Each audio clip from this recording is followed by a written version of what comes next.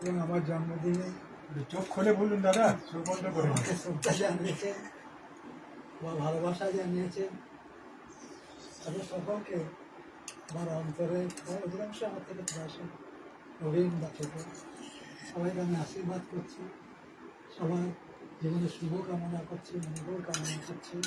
এবং সাহিত্যের ক্ষেত্রে তাদের যে অবদান অনেকেরই রয়েছে, বা সঙ্গীতের ক্ষেত্রে তাদের আরও বৃদ্ধি হোক এবং দুর্গাপুরের সাহিত্যকে তারা এগিয়ে নিয়ে যান এই আশা করছি, কামনা করছি। এবং একটা কথা যেটা আমি অভিভাবক হিসেবে বলতে পারি, যেটা আজকের দিনে মানুষ ভুলে যাচ্ছে, সেটা আমাদের খুব পীড়িত করে যে আমরা যতটা আত্মবিচারমুখী, আত্মকেন্দ্রিক, অনেকে স্বার্থপর বা আরও অনেকভাবে আমরা মানবিকভাবে উন্নত হতে পারি না।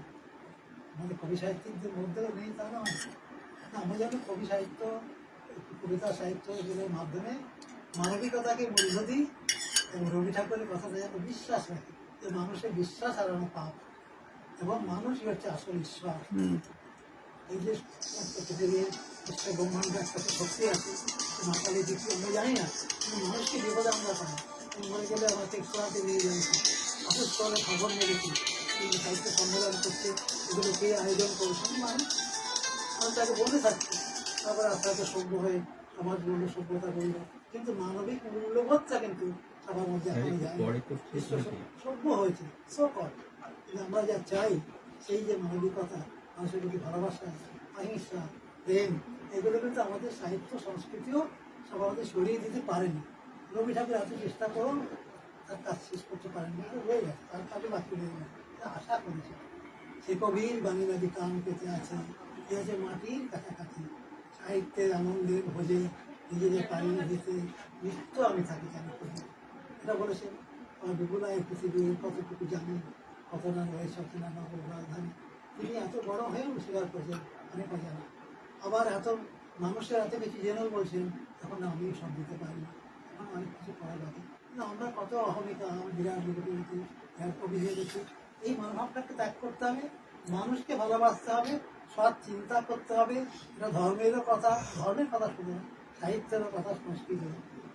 এবং আমাদের আইনস্টাইন বলেছেন যে বিজ্ঞানই সব নয়, বিজ্ঞান কিছু এলে তাকে প্রমাণ করতে পারে, প্রমাণ ছাড়া বিজ্ঞান গ্রহণ করে না। কিন্তু দর্শন বা সাহিত্য তা পারে না, কিন্তু এটা মানুষকে মানুষ তৈরি করার কাজ করতে পারে। এই ধর্ম যদি পৃথিবীতে না থাকতো তাহলে মানুষ আরও দ্রুত সভ্যতার পতন ঘটায়। মানবিক মূল্যবোধগুলো জায়গায় ধর্মেরও কাজ জানে না, সব ধর্ম নয়, মানবিক যে ধর্ম আমি ঠাকুর যেটা বলেছি, আমিও যেটা বলতে চাই, সেই ধর্মটাতে আমরা যাই বাঁচিয়ে রাখতে পারি। মানুষকে ভালোবাসা, মানুষের কাছে বিপদে আপদে যাওয়া, কোন পার্টি, কোন কি, কোন হিন্দু মুসলমান কিচ্ছু দরকার নেই। সবার উপরে মানুষ সত্যতার উপর নয় হয়ে গেছেন মনে করি।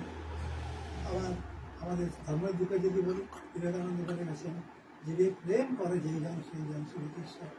রবি ঠাকুর বলেছেন এই মানুষই হচ্ছে যে আসল সত্যি, তাকে বিশ্বাস রাখা, মানুষকে বিশ্বাস রাখবে, তাহলেই পৃথিবী বাঁচবে এই হিংসাতে। যাই হোক, এসব কথা সবাই জানো, আপনারা বা তোমরা অনেকে জানো, কিন্তু আমি আমার স্মরণ করছি, আমার অন্তরে এটাই থাকে। আর আমার যে দেশের কবি মজুমদার, তার ছবিটা